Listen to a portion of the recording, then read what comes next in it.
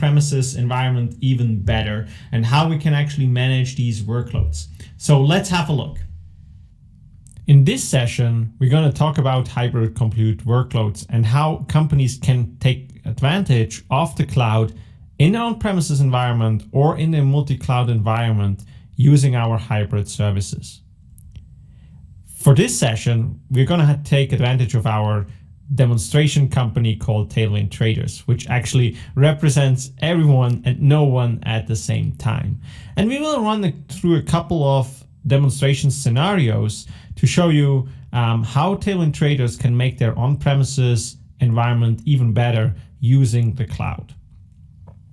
Now, before we actually start and have a look at all these solutions, I quickly want to give you a little bit of background what Tailwind Traders has on requirements and why they are in a hybrid cloud environment.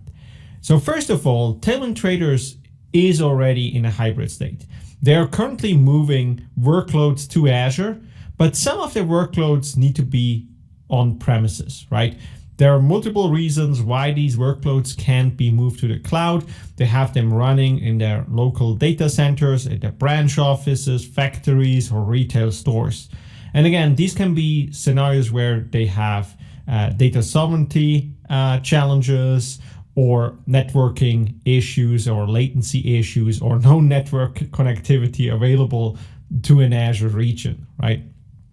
So there are reasons why they want to use a hybrid cloud environment. Now, the next thing they want to do actually is they want to take advantage of the Microsoft management tools for their hybrid environment. They want to use a single set of tools for their workloads running in Azure or in multi-cloud environments and also on premises. They don't want to separate all these tools and use different tools depending on where these workloads are running. And we're going to have a look in this session how you can use basically the same tools, the same control plane for your workloads running on premises, in Azure, or even at another cloud provider. So in this session, we're going to have a look at how Tailwind Traders can decide which hybrid management and monitoring tools they should use in their environment. Now, we're going to have a look at some of their example requirements, right? So we're going to go through a couple of different scenarios.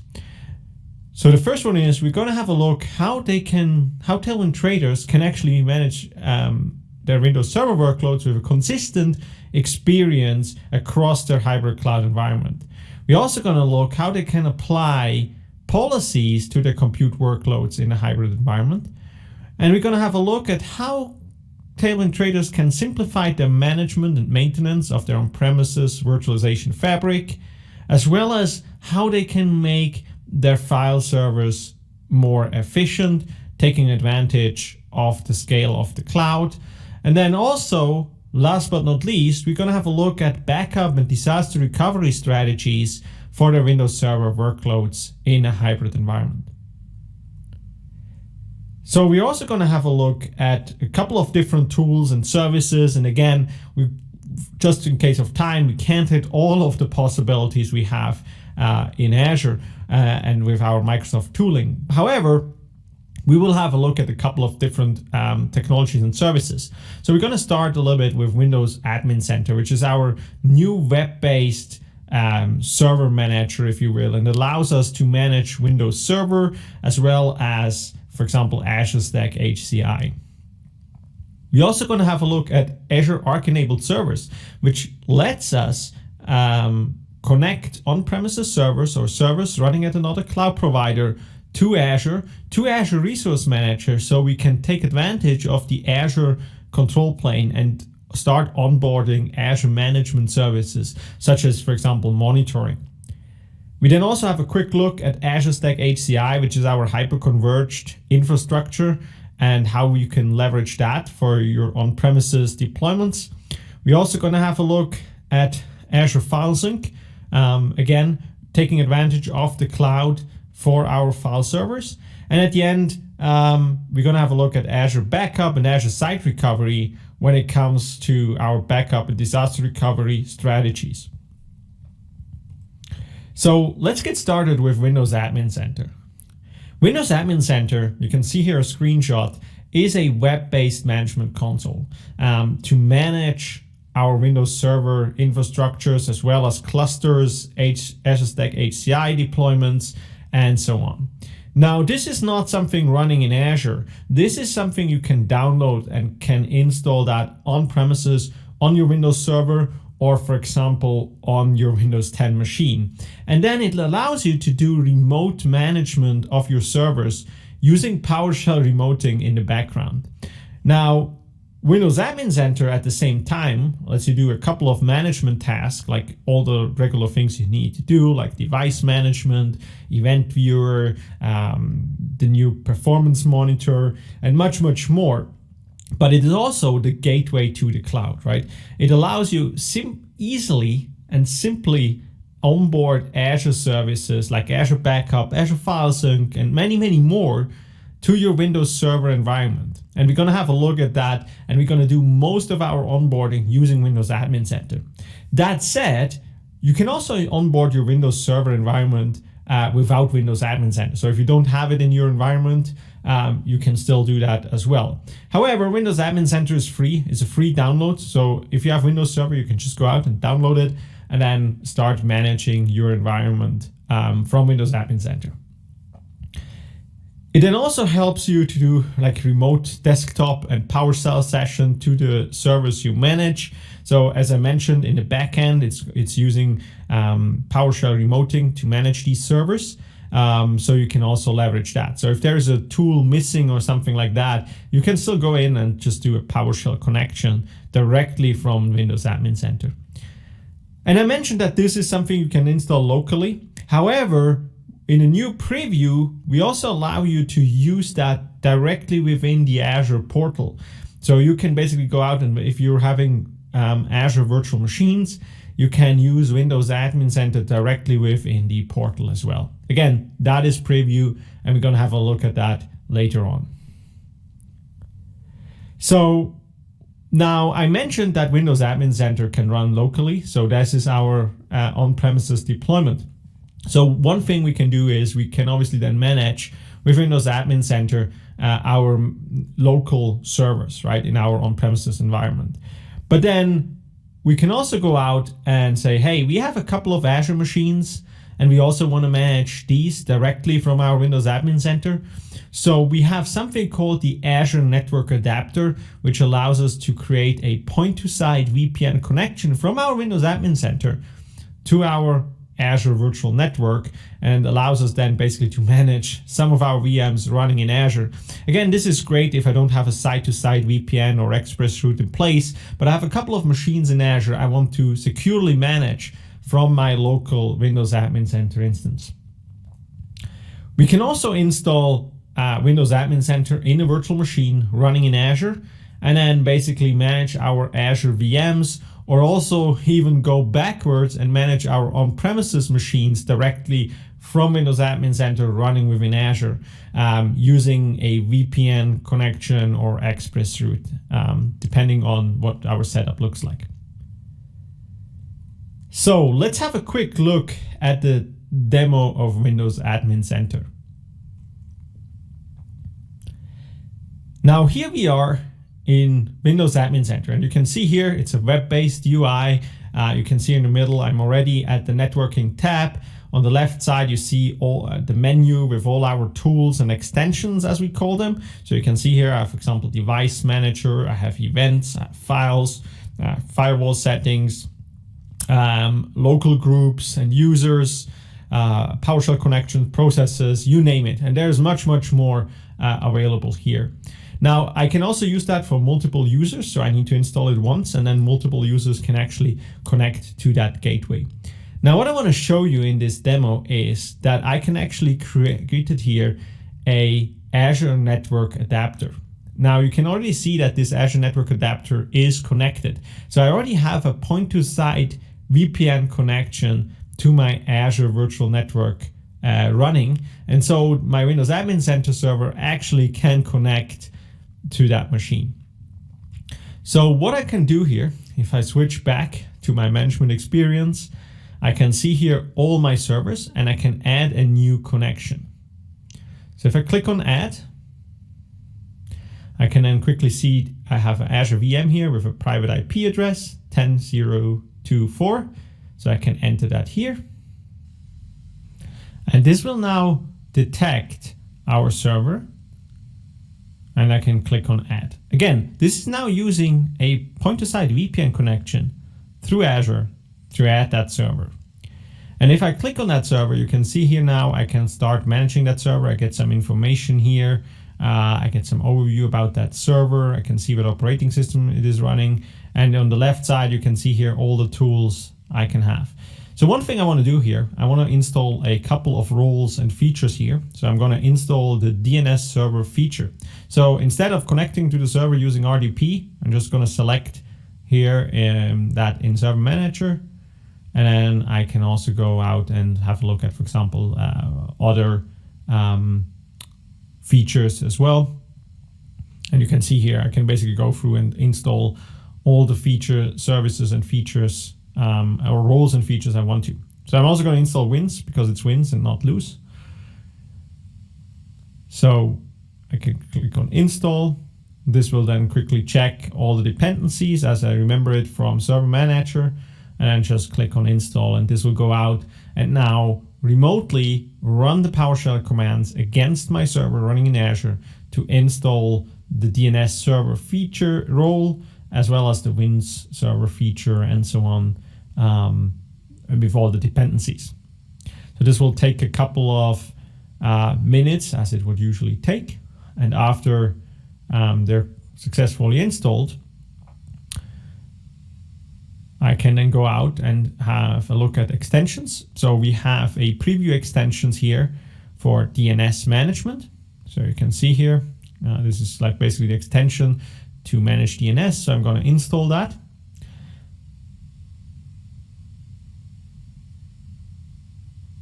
And after that's successfully installed, it will reload. And now I can switch back to my server where I just installed the DNS server feature.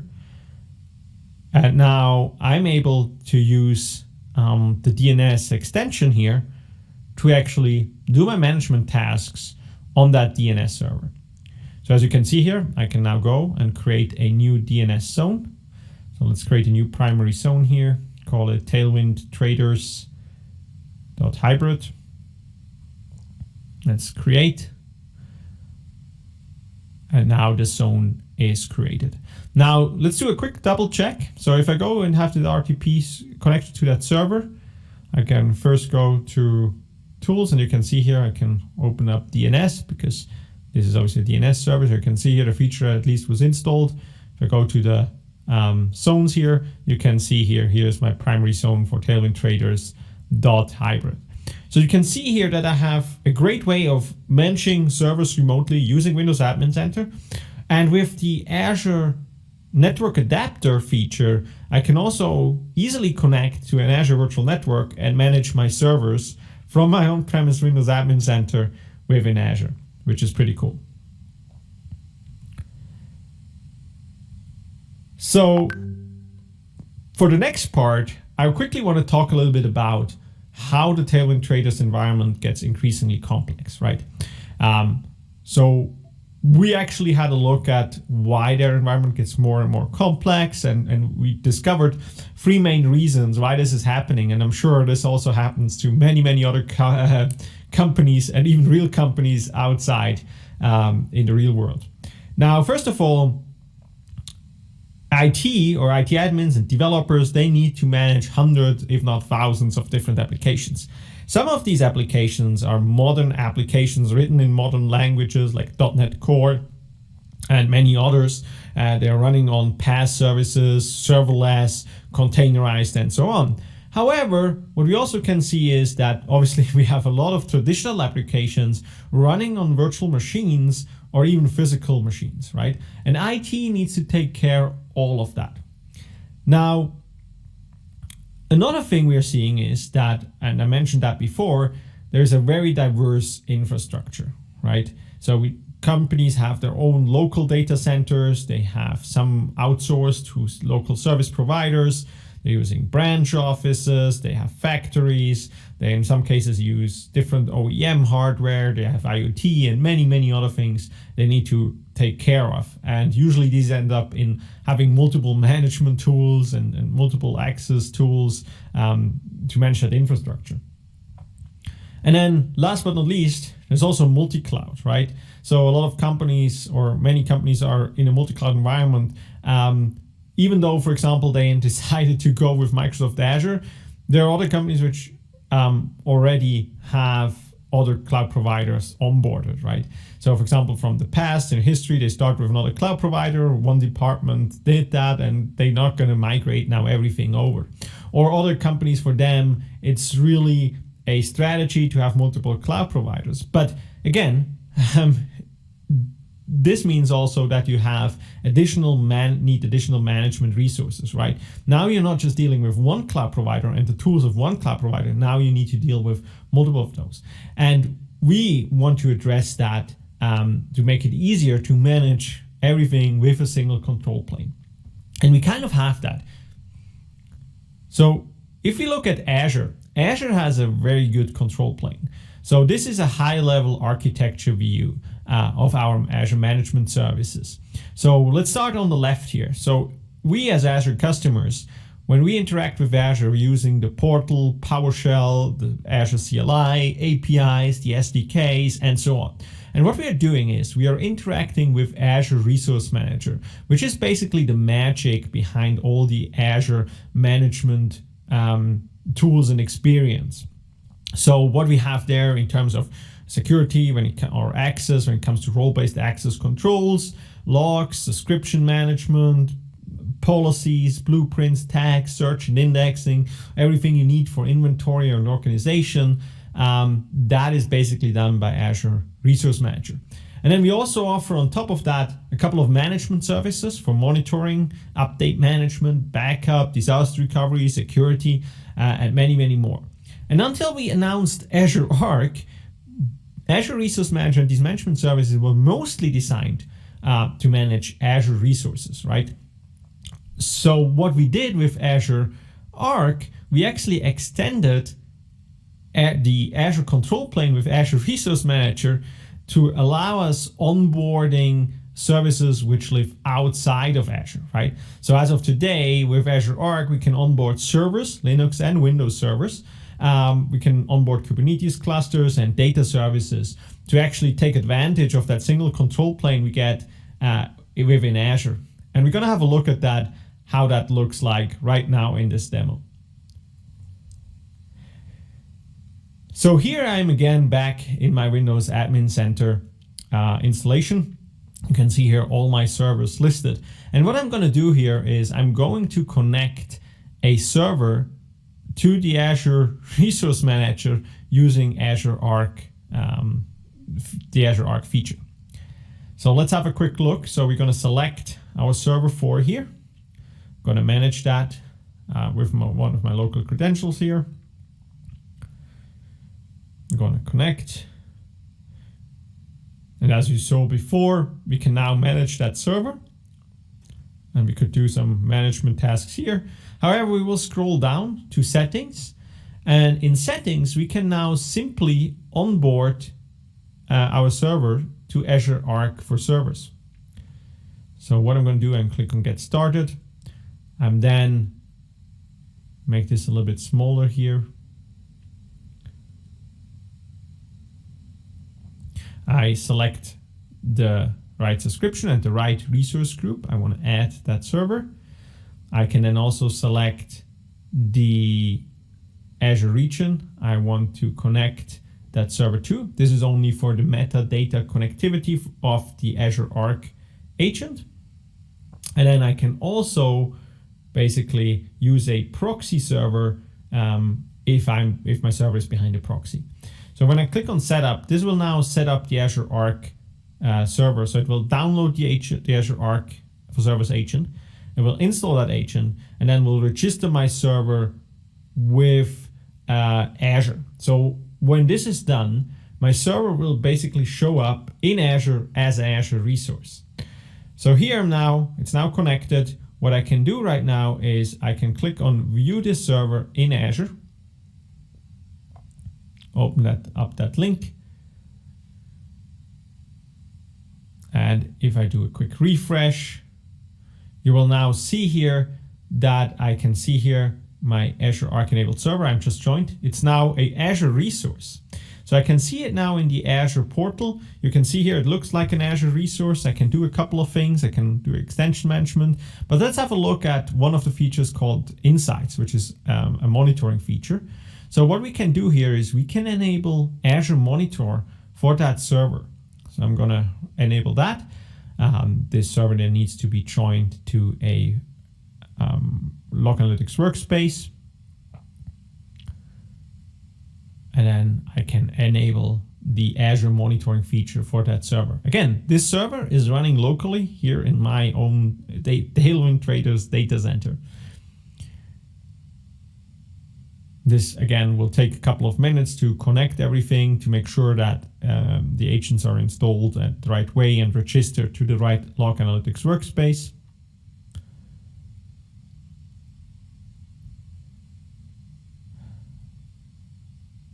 And after a couple of minutes then, I can now see my server coming up here. So what I want to show you here are a couple of things. So first, let's have a look at performance. So here I get some performance monitoring data. I can see how much disk space there is, CPU utilization of that specific system, memory utilization, if you will. I can see the IOPS and disk throughput of that system, as I can do with Azure Monitor. I also have logical disk latency, percentage used, and then also some network information in terms of how much bandwidth I used with my server. I have a couple of other tools here available as well, and I want to quickly highlight that as well. So another thing is the dependency map. So with the dependency map, you can see here, I can actually see to what services or endpoints is my server connecting to. So I get, for example, the information that my server here is connecting on port 445 to one server here, which is a local server or a local IP running in my own location. However, I can see that for many, many other systems as well. And that really helps me to see, hey, what are the dependencies between the different systems? And why is my server connecting to that? I can then also build security monitoring on that if I want to, and I can get much, much more out of that. Now, Azure Monitor is just one feature which is embedded into Azure Arc enabled servers, and there's much, much more when it comes to that. So this was the Azure Arc enabled servers demo. Let's have a quick look at the architecture here. Now, what we have seen here is that we actually connected our on-premises server, again, this can be a Linux or Windows server, to Azure. And then we onboarded that to the Azure Resource Manager, and then we can onboard services like Azure Monitor, Azure Policies, Update Management, and so on, like we would do with an Azure VM. Now, again, as I mentioned, there's much, much more you can do with Azure Arc enabled servers. And I want to give you a quick key takeaways, what we actually can do. So with onboarding servers to Azure Arc, we can actually get an inventory of all of our Windows and Linux servers, physical and virtual machines running in our private data centers or hosted clouds, and it's completely domain agnostic. I can also take advantage of the governance and security tools in Azure, and we're going to show you more in this training as well. So you will be able to use built-in policies to manage Azure and Azure Arc enabled servers. We will take advantage of Azure Security Centers and security baselines. So you get basically one view to see all of your compliance or your compliance overview. You get role-based access, so you can actually get access to the different servers you want to. And if you're a managed service provider, you can also combine it with Azure Lighthouse. And then last but not least, obviously, by adding that server, you get basically a searchable inventory and experience in the Azure portal, which you can also leverage, by the way, using CLI or PowerShell or whatever you're using to actually get the data from the Azure from Azure. You can then get through it and see an overview of all your systems. Doesn't matter if they're running in Azure on premises or at another cloud provider. And then you can take advantage of tools like, for example, tags to manage these servers and organize these resources. So the next thing I want to talk about is extending the virtualization fabric or modernization of the virtualization fabric of Tailwind Traders. And for that, I want to talk about Azure Stack HCI, which stands for Hyperconverged Infrastructure. Azure Stack HCI is part of our Azure Stack portfolio. And again, Azure Stack is not just a single product or solution anymore. It's now a set or a portfolio of products, if you will, with Azure Stack Hub and Azure Stack Edge. And when it comes to our hyperconverged infrastructure, we have Azure Stack HCI. And Azure Stack HCI offers a couple of different features. And so let me quickly talk about this. First of all, it's our hyperconverged infrastructure stack. It's now we have now a specialized host operating system. It's based on Windows Server, but we took everything out which is not needed for as a hyperconverged infrastructure. So everything is not needed for virtualization, networking, storage. We have taken that out, and we have built in additional new features, like for example, stretched cluster, so you can have an active cluster over multiple regions, faster resync of storage spaces, and then also integrated, for example, full stack updates with our OEMs together, so you can actually go out and run an update over all of it. We also deliver it now as a Azure service. So that means it's natively integrated within Azure. So that means no agent or anything to install. Azure Arc is basically built in to the Azure Stack HCI operating system. And then you can manage it through the Azure portal if you want. You get the great Azure support with a dedicated support team in Azure. And you also get your billing over Azure itself. So we will have an Azure subscription, and that's what basically your billing information goes against it. We also will offer self-service VM creation, so you can then actually go out and create your virtual machines on your local Azure Stack HCI installation directly from the Azure portal with the same experience. And again, think about role-based access and other things which come in very handy when you do that. But this is not a complete new experience. So you can also leverage your existing skills and knowledge you already have of managing Windows Server and your infrastructure. So you can actually go out and customize the hardware of your choice, right? So we have a huge catalog of Azure Stack HCI validated hardware together with our OEMs, where you can pick and choose and build it in the right size you actually need it. From very small 2-node clusters, for example, for your branch offices, up to very high performance 16-node and large scale clusters as well. You can use the familiar tools like Windows Admin Center, System Center, PowerShell, third-party solution like Azure Backup, for example, and you get full access to the Azure Stack HCI, full administrative control over that. So if you need to install something or need to change something, you can actually go out and do that. So we want to talk about file servers now. I think everyone got them and everyone needs to manage them, but they have been here for years, but it's time a little bit to modernize them. So I want to give you an example of the Tailwind Traders environment here before I actually go and show you a demo here. So first of all, Tailwind Traders has a file server in New York where users and applications are accessing these files. What Tailwind Traders did is they connected that to an Azure file share using Azure File Sync. And that gives them immediately one benefit, and that is cloud tiering. So they can now say, okay, I want to only keep files which are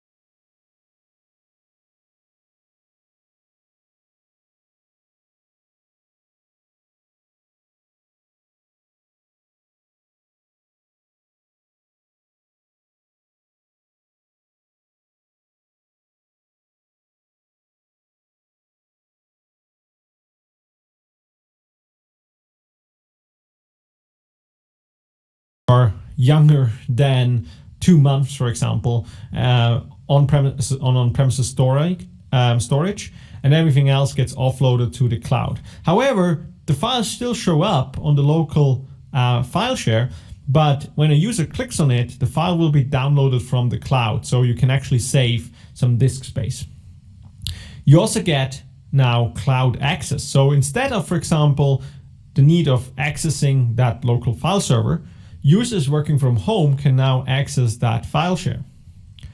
We also get multi-site sync. So they also want to have the exact same files available in their Seattle office. So they can just add a second server to their Seattle office and synchronize these files over the cloud using Azure File Sync. And while these files are already on this file share, they can take advantage of Azure Backup, which then can just back up that file share. And in case you need to restore something, you can easily do that in Azure. And again, Azure Backup is a great service. We will talk a little bit more about it soon, but it gives you, for example, 99 years of retention. So you can store it for a very, very long time. It's very cost effective. So very great service. And then another scenario here would be rapid file server disaster recovery. So what happens if the file server in Seattle crashes? So usually Tailwind Traders would send home all their employees. No one would be able to access that file server anymore. And then would just wait until they set up a new server, they reinstalled everything, and they started to restore all these files. Now with Azure File Sync, they can just basically spin up quickly a new server. Let's say it's called server free. They can go out and install the agent, and the agent will now register again with the Azure file share. It will download the metadata. So in a couple of minutes, all the files will appear again on server free. Now for the user, it looks like all the files are already back. However, when they click on a file again, it will download the file from the file share over the internet in the background. So you don't need to wait until everything is completely restored. You can immediately let users work again. So let's have a look how that can look like in a little bit more advanced architecture. So when we have our on-premises environment on the left and our Azure environment on the right, you can see here I have on-premises, I have a domain controller, and I use Active Directory AD Connect to synchronize my identity with Azure AD. And then on premises, my clients are actually accessing, for example, different file servers. In this case, it can also be just one, but like in many cases, you have multiple file servers in different locations. And what we are doing with Azure File Sync, we are basically synchronizing these with an Azure file share living in Azure. Now, an advantage now is also that now clients which are not in the office, which are not next to a file share, they can now access the Azure file share from wherever they are. Again, if you enable that feature, so you can actually enable them from working from home with that file share. So actually great solution here. So let's have a quick look at the demo here of Azure File Sync. So here I am in Windows Admin Center again, and I already prepared a file server here, which I want to connect to Azure, to an Azure file share using Azure File Sync. So I click on file server 1,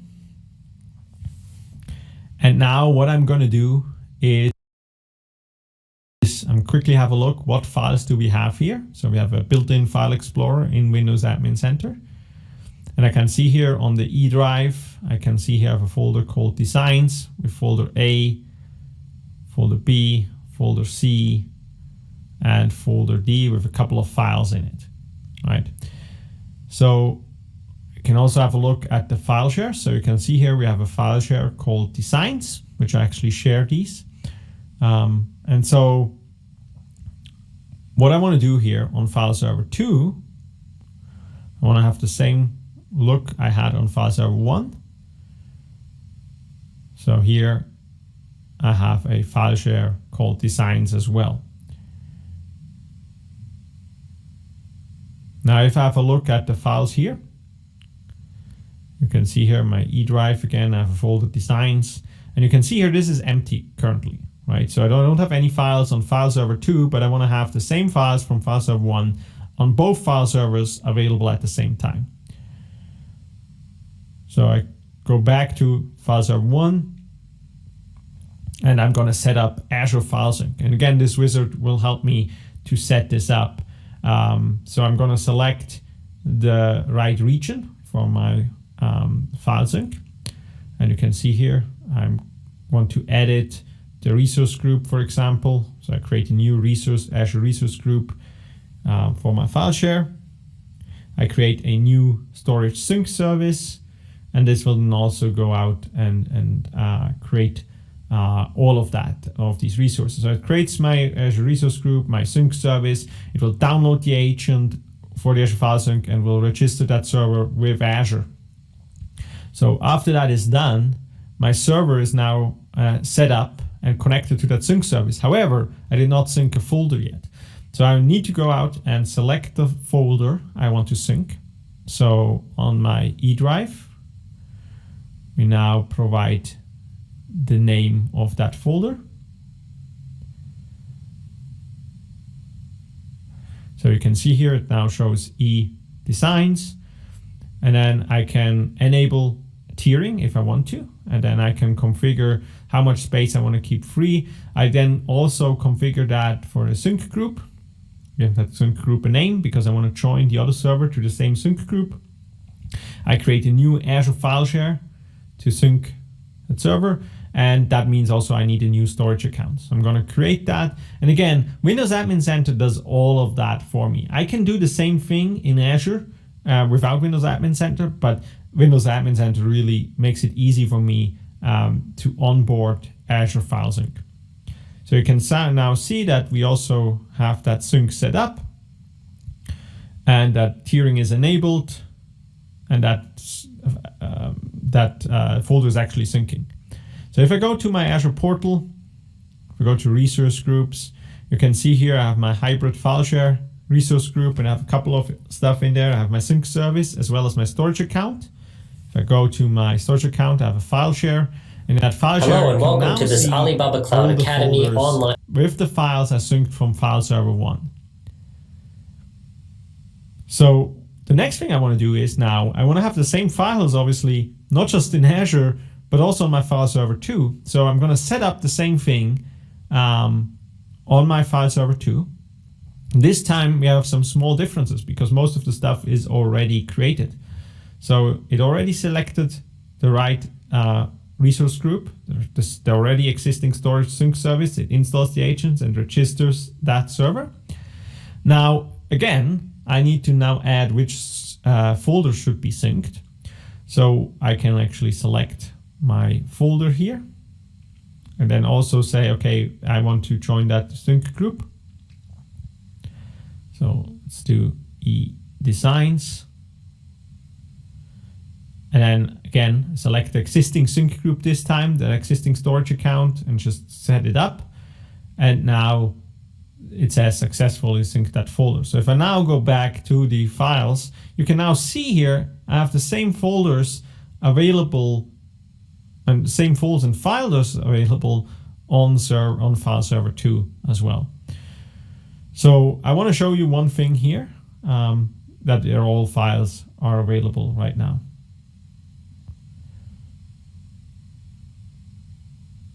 So if I create a new folder, I can create folder E, and now that folder is created. There's obviously nothing in there,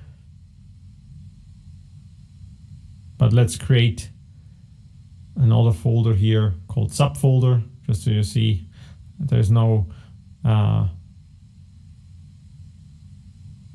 issues. So let's go back to Windows Admin Center. And now we go to file server 1. And now we want to see if the same folder is now on server 1 as well. So I'm going to my file share drive. And now you can see here, I have folder E now also available on file server 1. So this is a great sync. We're basically now syncing these files and folders over Azure between different servers. And so we always have the same files and folders available on all of our locations of Tailwind Traders.